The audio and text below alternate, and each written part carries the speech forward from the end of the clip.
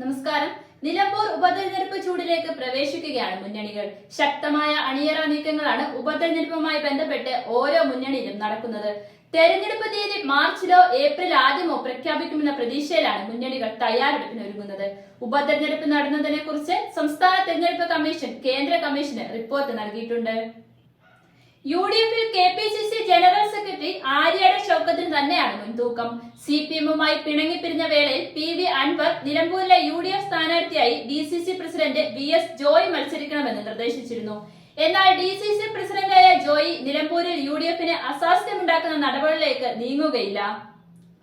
മുതിർന്ന കോൺഗ്രസ് നേതാക്കളുടെ നിലപാടുകളും ഷൗക്കത്തിന് അനുകൂലമാണ്.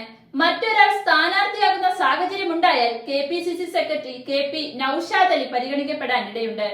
CPMിൽ നിലമ്പൂർ മണ്ഡലത്തിലെ പ്രവർത്തനങ്ങളുടെ ചുമതല M സ്വരാജിനാണ് നൽകിയിട്ടുള്ളത്.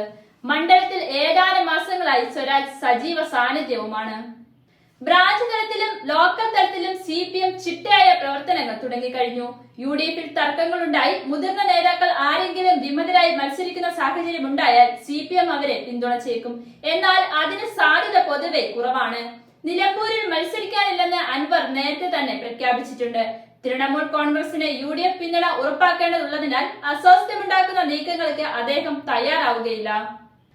30 വർഷത്തോളം കോൺഗ്രസിന്റെ കുത്തക മണ്ഡലമായിരുന്നു നിലമ്പൂർ.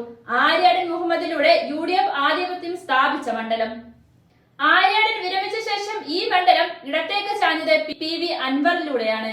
2016 ആര്യാടൻ മുഹമ്മദിന്റെ മകൻ ആര്യാടൻ ഷൗക്കത്തിനെതിരെ 11,504 വോട്ടിന്റെ ഭൂരിപക്ഷത്തിൽ വിജയിച്ചാണ് PV അൻവർ മണ്ഡലം പിടിച്ചെടുത്തത്. 2021 LDF സർക്കാർ അധികാരത്തിൽ വന്ന ശേഷമുള്ള 5ാമത്തെ ഉപതെരഞ്ഞെടുപ്പിലാണ് നിലമ്പൂർ കളമൊരുങ്ങുന്നത്. 4ൽ 3ലും ജയിച്ചത് UDF ആയിരുന്നു. അതാവട്ടെ അവരുടെ സിറ്റിംഗ് സീറ്റുകളും. LDF അവരുടെ സിറ്റിംഗ് സീറ്റായ ചേലക്കരയും നിലനിർത്തി. തൃക്കാക്കര, പുതുപ്പള്ളി, ഏറ്റവും ഒടുവിൽ പാലക്കാട്ടും UDFിനൊപ്പം തന്നെ നിന്നു. എന്നാൽ നിലമ്പൂരിൽ വരാൻ പോകുന്ന ഉപതെരഞ്ഞെടുപ്പ് ഫലം LDFിനും UDFിനും ഒരുപോലെ നിർണായകമായിരിക്കും.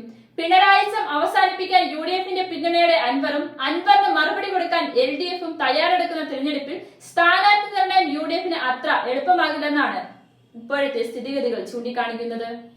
ക്രൈസ്തവ വോട്ടുകളുടെ പിന്തുണ ഉറപ്പിക്കാൻ VS ജോയെ അൻവർ ചൂണ്ടിക്കാട്ടിയിരുന്നു. എന്നാൽ ഇപ്പോൾ ആര്യാടൻ ഷൗക്കത്തിന്റെ പേരും ചർച്ചയിൽ സജീവമായി ഇടം പിടിക്കുകയാണ്. നിലമ്പൂർ നിയമസഭാ തെരഞ്ഞെടുപ്പിൽ സ്വതന്ത്ര സ്ഥാനാർത്ഥിക്ക് പിന്തുണ നൽകി വിജയിപ്പിക്കുന്ന CPM ഫോർമുല കഴിഞ്ഞ 2 തെരഞ്ഞെടുപ്പുകളിലും വിജയം കണ്ടതാണ്. 2021 ശക്തമായ മത്സരം നടന്ന നിയമസഭാ തെരഞ്ഞെടുപ്പിലും VV പ്രകാശിനെതിരെ 2791 വോട്ട് നേടിയാണ് അൻവർ ജയിച്ചത്. അൻവറിലൂടെ വിജയിച്ച ഫോർമുലയിൽ അൻവറിലൂടെ തന്നെ കൈകൊള്ളിയ പാർട്ടി ഇത്തവണ പാർട്ടി ചിഹ്നത്തിൽ നേരിട്ട് സ്ഥാനാർത്ഥിയെ നിർത്തുന്നതിനായിരിക്കും പ്രഥമ പരിഗണന നൽകുക. അതുകൊണ്ട് തന്നെ നാട്ടുകാരൻ എന്ന നിലയിൽ സംസ്ഥാന സെക്രട്ടറി രംഗമായ M സ്വരാജിന്റെ പേര് ഇടം പിടിച്ചിട്ടുണ്ട്.